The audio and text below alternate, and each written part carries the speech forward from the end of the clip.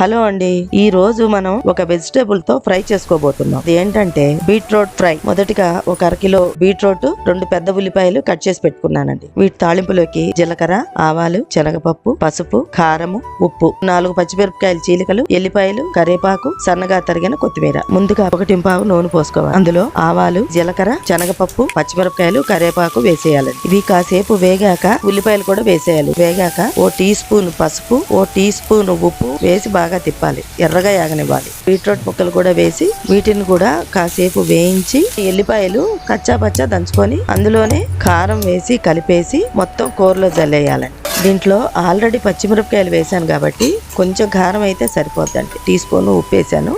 అలాగే సన్నగా తరిగి పెట్టిన కొత్తిమీర కూడా వేసేసి తిప్పేయండి. అంతేనండి. ఇది చపాతీల్లోకి బాగుంటుంది. రైస్ లోకి అయితే కొంత చారు ఉంటే సరిపోతుంది. రక్తహీనతను తగ్గించి ఐరన్ ను పెంచే బీట్రూట్ ఫ్రై రెడీనండి.